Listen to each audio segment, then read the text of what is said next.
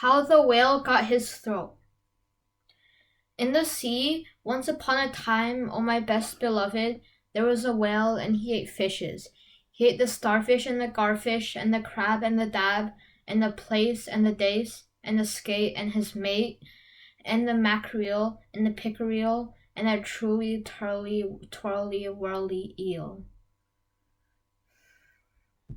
All the fishes he could find in all the sea he ate with his mouth, till at last there was only one small fish left in all the sea, and he was a small 'stute fish, and he swam a little behind the whale's right ear, so as to be out of harm's way. Then the whale stood up on his tail and said, "I'm hungry." And the small 'stute fish said in a small 'stute voice, "Noble and generous cetacean, have you ever tasted man?" "No," said the whale. "What is it like?" "Nice," said the small 'stute fish. "Nice but nubbly." "Then fetch me some," said the whale, and he made the sea froth up with his tail. "One at a time is enough," said the 'stute fish.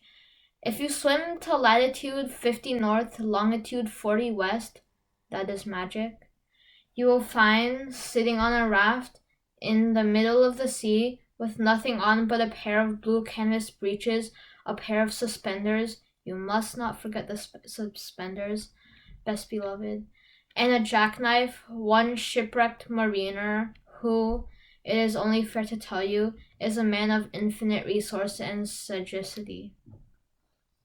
So the whale swam and swam to latitude 50 north, longitude 40 west, and as fast as he could swim, and on a raft in the middle of the sea, with nothing to wear except a pair of blue canvas breeches, a pair of suspenders, you must particularly remember the suspenders, best beloved, and the jackknife, he found one solitary shipwrecked mariner trailing his toes in the water. He had his mummy's leave to paddle, or else he would never have done it, because he was a man of infinite resource and sagacity. Then the whale opened his mouth back and back and back, till it nearly touched his tail, and he swallowed the shipwrecked mariner, and the raft he was sitting on, and his blue canvas breeches and suspenders, which you must not forget, and the jackknife.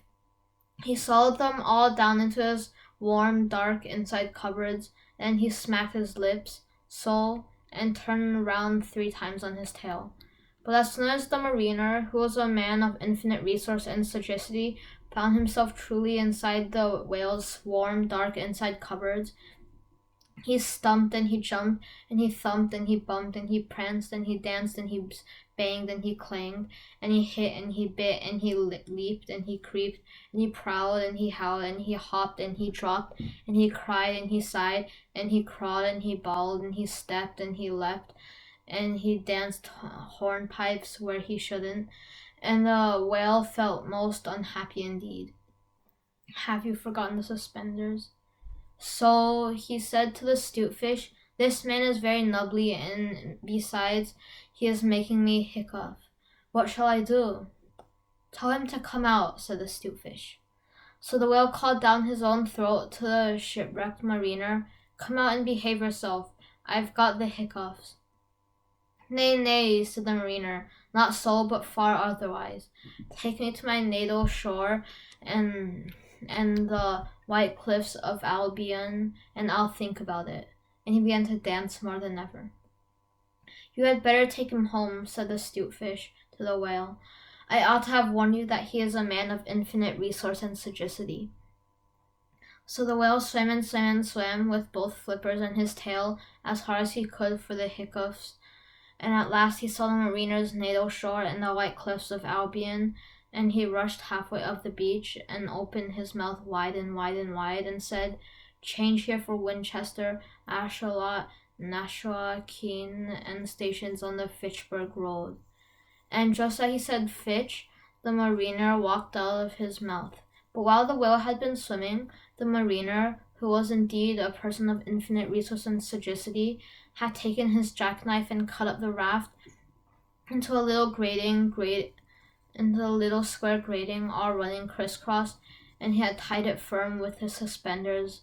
Now you know why you are not to forget the suspenders. And he dragged that grating good and tight into the whale's throat, and there it stuck. Then he recited the following sloka, which, as you have not heard it, I will now proceed to relate. By means of a grating, I have stopped your aiding.